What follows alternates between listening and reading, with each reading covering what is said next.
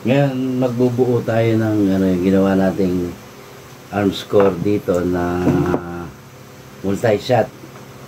So, bubuuin na natin siya. Dito na yung mga parts. Ayan, medyo maluluwag pa. Ayan, dito. Ayan. Pinalitan natin siya ng spring. Yung kanyang lumang spring is ito. Kita nyo, maliliit siya. Yung ginawa natin dito.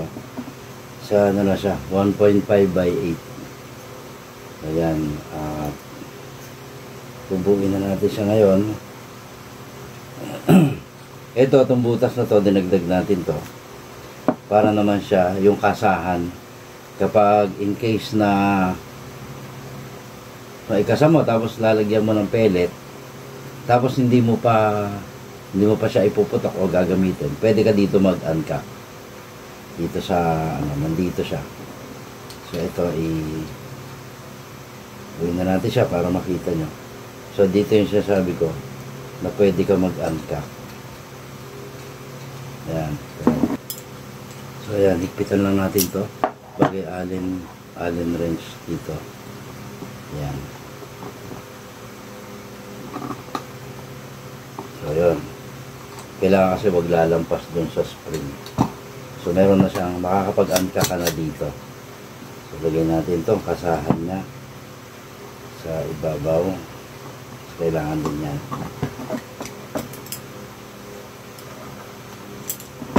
Ito yung paghihigpit natin kasi hindi na natin ginawa ng dudumi pa eh.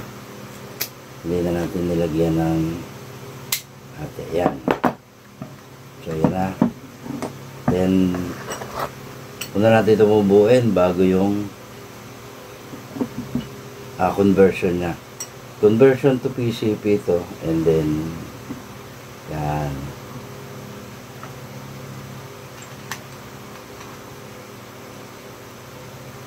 Asan ba siya? Yan. Kapin natin yung tornilyo. Dito ka lang siya nilagay lahat. Yan. So, dito. Yan. So, natin ilagay yung offset niya para sa conversion niya.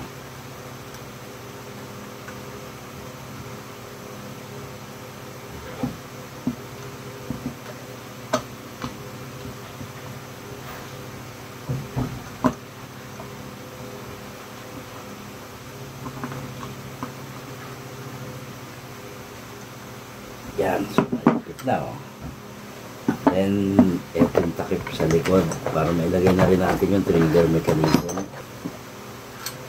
So ayan ay nakasuot yan, so medyo matigas yata yan. Yan yan, mas malaki yung spring ngayon at mas mataba, kaya kahit ano siya, malakas siya.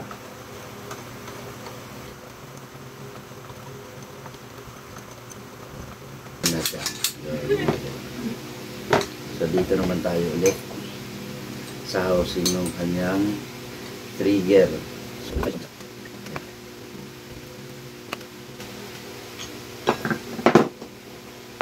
nag-request nga pala sa akin na gumawa ng 1500 PSI na output yung setting sa regulator. So isasabay natin yan dito.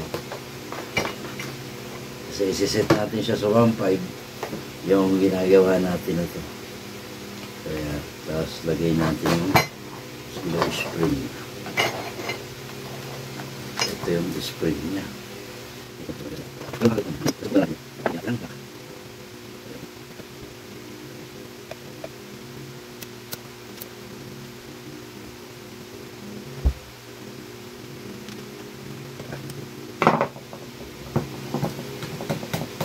Yan.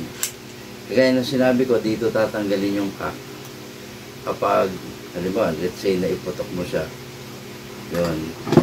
Let's say, nilagyan mo na, kinak mo na ganon. Yan. Tapos may pellet na siya. Hindi mo na siya pwedeng dito, i-uncock dito kasi gaganon mo, pagbalik mo, papasok na naman yung isang pellet. Kaya dito lang sa kabila. Ganon. Yan. Ibabalik mo yung tinti, yung gano'n. So, hindi na siya nakakak. O, pansin nyo. Pag nagkak naman kayo ulit, dito na lang. Yan. Yun. Ayan. Dito na. Yan. Itong offset naman, yung ating kakabit, lalagyan natin ng konting oil. Yung dalawang o-ring.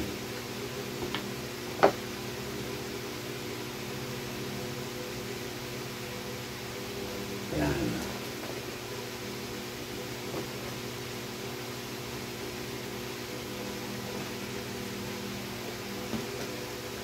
So dito dahan-dahan lang yung pagpasok. Kaya yan. Dito naman ay halos sakto. Yan. Konti lang yung hakam niya. Yan. Hindi katulad dati yung mga ginagawa natin akala ko pag mas mahigpit yung o-ring mas maganda yung pala nasa dapat yung nakakagalaw rin siya ng konti. Hindi yung masyadong ipit na ipit.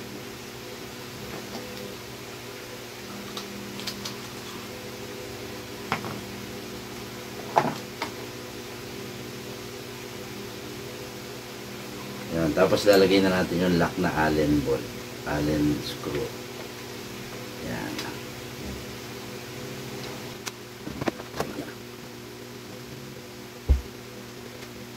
Ito, habang tayo yung ating tapos wala.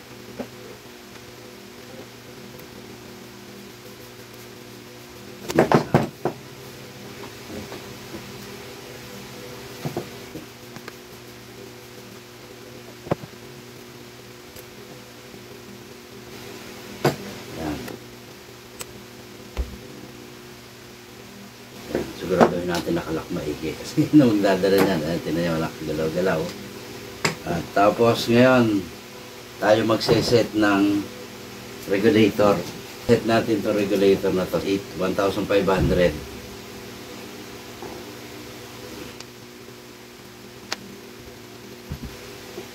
Ayan, sinabay na natin yung video kasi pero gagawa rin tayo ng video nito na nakahiwalay para ito, kung mapapansin nyo dito, ito ay yung baba is 2, tapos 6, tapos sunod na section is yung sunod na is 4, tapos 2. Ngayon, ang gagawin natin dito is babawasan natin ang isa. Ayan, meron siyang babawasan natin siya ng isa dito sa yung 6. Gagawin natin siyang yan, yung 6 gagawin nating 5. Pero itong nakita nyo na manipis sa itaas, dito natin ilalagay doon sa part nito yung isang disc na tatanggalin natin dito sa 6, doon sa pangalawang layer. Ayan, doon sa pangalawang ayan. Dito magtatanggal tayo ng isa. Ayan. At yung isa na yan ay ipapalit natin doon sa isa sa ibabaw kasi manipis yung nakalagay. So ibabalik lang natin ulit. Ayan. Ayan. Ito yung manipis na tatanggalin natin. Pero papalitan natin siya ng isang yan, yung dalawa na sila ngayon na parehas curve, yung parehas makapal. So inalis lang natin ito lang. Tapos binago lang natin yung position. Ibabalik na natin. Yan.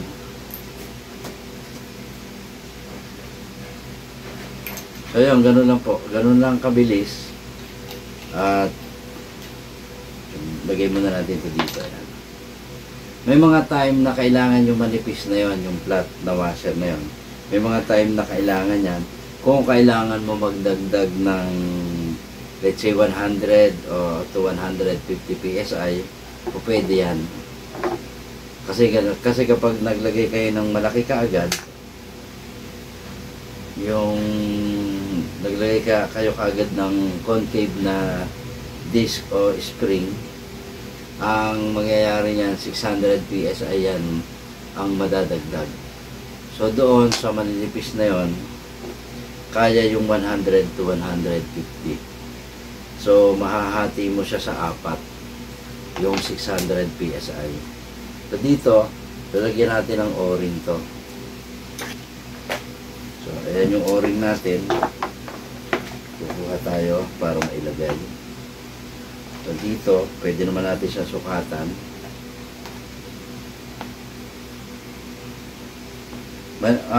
Sa ngayon, manipis, yung makitid lang yung nilalagay natin na o-ring kasi mas matibay po yun kaysa maglalagay tayo ng masyadong mataba. Kung mataba yung o-ring, hindi siya tatagal kasi masyadong malaki yung space para sa rubber part. So ilalagay na natin siya dito. Ito manipis lang, medyo mapayat lang siya. Lagyan natin ng konting langis.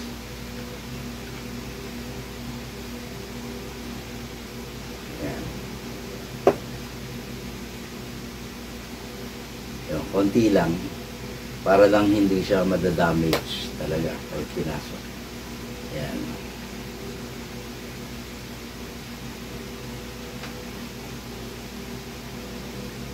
So wala akong naramdaman na kumagat yung o-ring. Ayan, wala akong naramdaman. So ibig sabihin medyo bukas siya ng konti. Although ito ay pwede na kasi kapag binigla siyang pasukan ng hangin, magsisit ito. Kaya lang, ano na natin. Kasi baka pag hindi bigla ay yung pagpasok ng hangin, hindi natin mapapasukan ng hangin. Sisingaw siya muna. Kaya ang gagawin natin, lalagyan na natin ng teflon dito sa leeg ng regulator para tumaas siya ng konti. Ayan. Lalagyan natin siya dyan. Yung teflon magiging asin, parang wall siya dyan. Hindi, ang teflon kasi yan, teflon kasi nasubukan ko na yan kahit nung mechanic pa ako. Doon, ramdam ko na. Labas nito sa baba tong quick fill niya.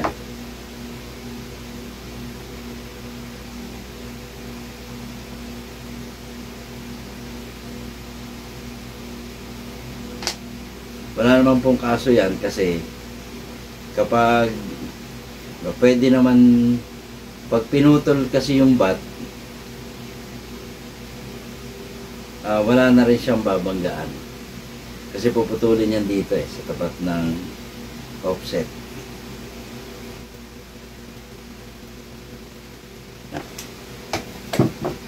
So yung tank at ano na lang kulang natin, ibalik natin yan. So ito yung tank nya. Medyo maganda yung in-order kong tank para wala pa po kasi tayong nagpa-plan tayo magbenta rin ito. Kaya lang sa ngayon, ito dito muna tayo kukuha muna sa kanila. So orderin po muna natin. Pero Taiwan tank po ito, kaya medyo maganda. Bilog na po yung dulo niya. Ayan. Maganda yung tank na ilalagay natin dito. Yan, ito po siya kung makikita niyo. Pabilog na. Yan, pabilog na yung dulo. Ayan, ito po is 0.5 kaya malaki, hindi mabibitin to sa mga hunting. Yan, medyo may damage lang yung mga dulo, pero yung labas naman, may mga damage siya. Siguro ay nabagsak to, pero maganda naman yung pagka ano niya. Pero sa gitna naman, sa seat ng o-ring, wala. So yun, kung makikita nyo, kung bubukas ko pa lang, gano'n na yung ano. Hindi yung sa kapabayaan natin. Kaya nga hindi ko yan binubuksan kaagad kung hindi pa gagamitin. Hindi ko agad ina-unbox. Kaya kung makikita nyo, kung mararamdaman nyo, ang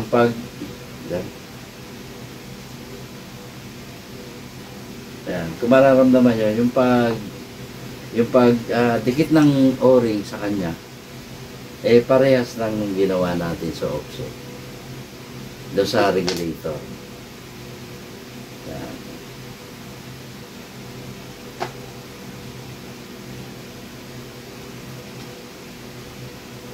Hindi abot eh. So talaga sa baba. Sa baba talaga yung quick pin.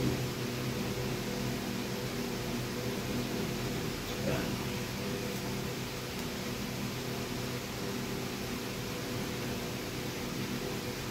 So ipapakita natin sa inyo, lalagyan natin ito ng hangin. At tapos na siya. Barrel band na lang yung ihahabol kong gawin. Ayan, makikita niya, tuwid na tuwid naman siya. At makikita natin yan pag lagay natin ng barrel.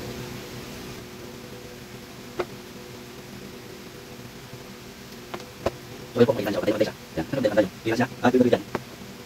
Ipitan natin patay siya, barrel band. Lagay pa kasi nagsika ng koron, pero hindi siya naman dito. Ayan na. So makikita niyo, pantay na pantay siya. Ayan na siya. Ayan, kulang pa sa higpit eh. Yun, kulang pa rin. Ayan, kasi medyo, kailangan niya lang ng barrel band. Saka may o-ring yan dito sa kanyang barrel. Hindi ko pa lang siya inilagay. Yun. So, multi-shot po yan. May magazine siya. Saan ba yung magazine niya? Ito. Yan. Kaya lang itong magazine na to kasi hindi natin maano. Kasi 0.177 to. Ano kasi natin is 0.22. Itong ating receiver. So, ayan. Kasya sa kanya. Maganda na snap naman. Yung kasi parehas din po ng size yan ng 0.22. Ang pagkakaiba niya lang is yung butas.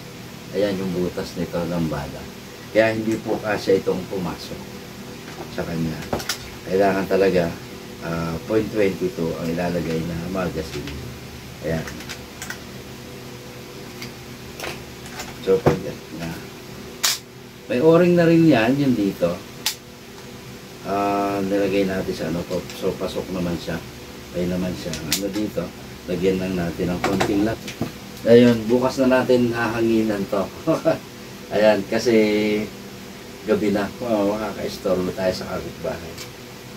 So, ayan na siya, yung finished product natin. Yung finish na trabaho natin. So, ayan na. Armscore multi-shot. So, dito lang, kailanganin niya ng mas maliit na silencer o kaya maglalagay ng barrel extension dito para mapaglagyan ng silencer, pahabain niya ng konti. Ito lang po yung binawas ko dyan kasi kailangan talaga siyang tatanggalin ito. At ito naman hindi rin nakabawas ng length niya, talagang ito na yung length ng barrel niya. Kasi ito dati, nandito siya nakaganon. Kasi makikita niyo, yan yung rail doon dito sa lagayan ng. So yan lang po yung tinanggal, ang tinira lang yung dito sa barrel niya. Yung nakaganon dito, yun po yung tinanggal natin. So hindi po yun nakabawas ng length ng barrel. Talaga po, ang barrel niya is ganito ng kahaba. Kung itong tank natin is 22 lang, 0.20, yung tinatawag nila ilang cm ba yun? 22 cm ba yun? Sakto lang po kasi maiksi yun eh. Ang problema dyan, magsasuffer ngayon yung ano mo, sa hunting. Yung mga shots mo, magkukulang. Kaya, hindi ka makatapos sa isang hunting, kailangan mo magbomba, magpump ulit.